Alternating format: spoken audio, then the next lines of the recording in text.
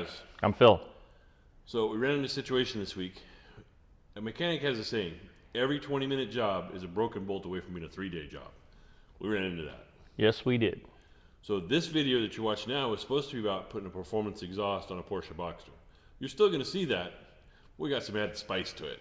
Oh yeah, a whole lot of drilling and a whole lot of cursing and Me cursing you, you cursing me, both of us cursing the Boxster. Boxster, Ferdinand Porsche, Germany in general. Let me tell you, I learned German. it was far from grooving.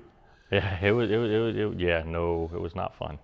So we had to put this performance exhaust on. It was headers, cats, mufflers, the whole 9 yards.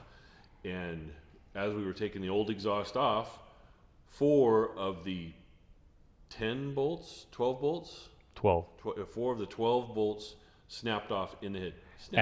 Snapped off clean, flush, baby. And I'm going to say this before anybody comments, well, that's why you don't use impact. We were doing it by hand and carefully. Yeah, we used metal penetrant, the whole 9 yards. You know, we're try and get them to break free, back them off, and just back and forth, and it finally snapped. Yeah, we're both experienced mechanics. We know how to do this, but sometimes they just break. So there's a right way and a wrong way to do that repair. The right way first is try to extract the bolts so that you can use the current threads that are in the head. That's the best possible scenario. The factory threads are the best. Well, what didn't help is they used steel into aluminum without any anti-seize. Steel into aluminum is always a bad recipe for this type of thing. So we tried to extract, used every method we have. We've got the easy outs, the extractors, and the whole 9 yards, and couldn't get them out. So we ended up drilling out completely and putting in TimeSerts. Yep. Before you say anything, what about a helicoil?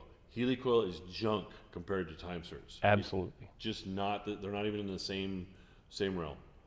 So we helicoiled we TimeSerted 4 holes.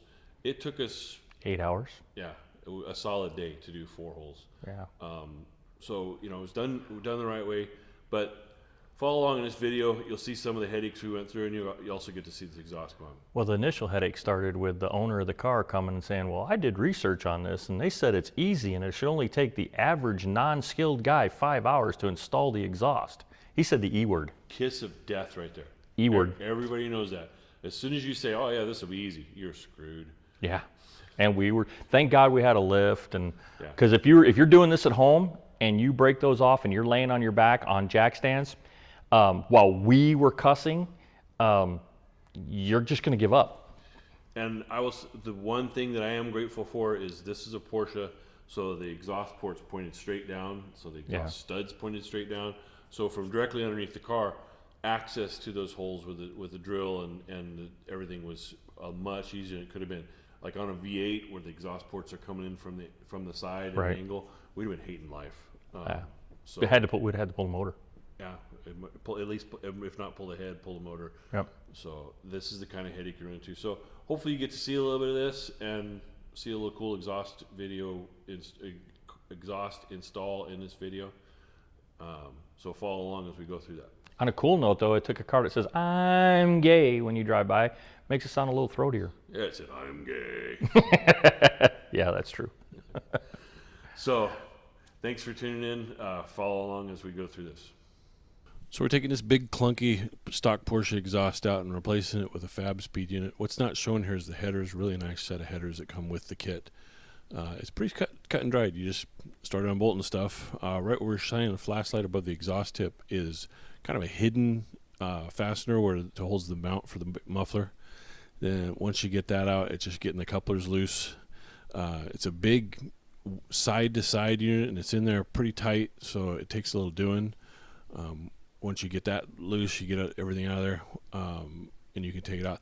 One thing that we're able to do is you can take the oxygen sensors loose from the exhaust, and as long as you're careful with the wiring, you don't have to disconnect them, which is handy because the wire connections are hidden up inside behind some covers and everything. So we were real careful with the oxygen sensors, pulled them out, and then just took care with the wiring. And obviously you got to take a little care when you put them back in too. Like I said, big muffler. It's in there. Of course, this is a 20-year-old car, so a little bit of corrosion and stuff, keeping things locked in place. Anytime you have heat, you're going to have that, and obviously exhaust has a lot, quite a bit of heat to it. But get the muffler loose. We got the cats loose from the head pipe, and basically we left them bolted so they wouldn't move around, but we wanted a little bit of movement so we could get the muffler loose. Again, that's nothing real high tech. It's just a matter of unbolting what needs to be unbolted. Get the exhaust flanges loose, and then it's a matter of starting wrestling with this big old can of a muffler. Pry bars, hammers, everything else is like a couple U-bend connectors that go from the cat pipe to the muffler itself. A little easier with 2 people, but you could get by with 1 if you use a pole jack like you see there.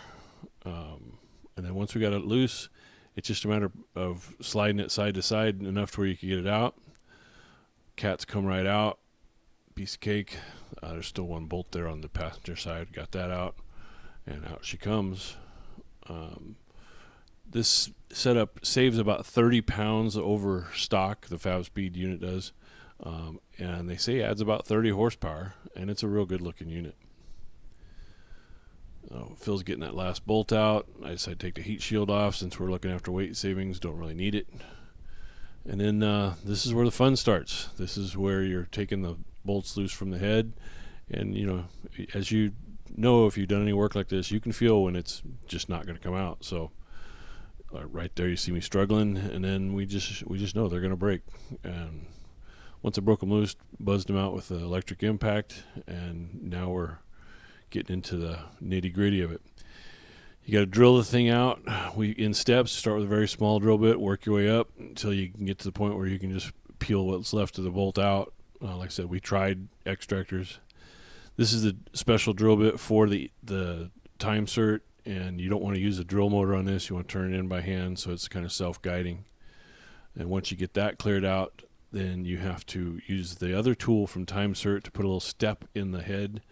And this one, it's okay to use an electric motor on because it's self-centering, and then you get the flange put in there so the TimeSert will sit flush. Once you get that done, then it's just a matter of cutting the threads. This is not a normal tap. This is a specific size for the TimeSert. It all comes as a kit. You want to be careful to get your threads pretty straight, and then it's just a matter of normal tap and die stuff. You're just cutting new threads and get it set up to put the TimeSert in. Again, like I said, be real careful. Get this nice and lined up. Then you run the TimeSert in. We did not put any Loctite on here because it's so much heat. It's kind of pointless.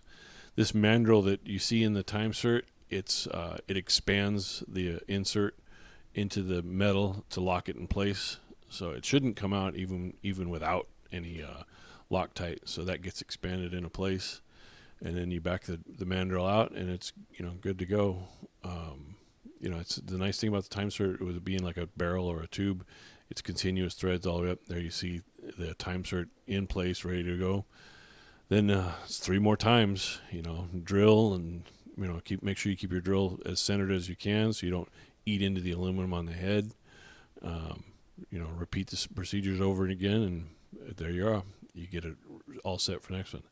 Now you have the header in place. You can see real nice looking set of headers, stainless steel, fit real well. You can tell that's a big improvement over stock.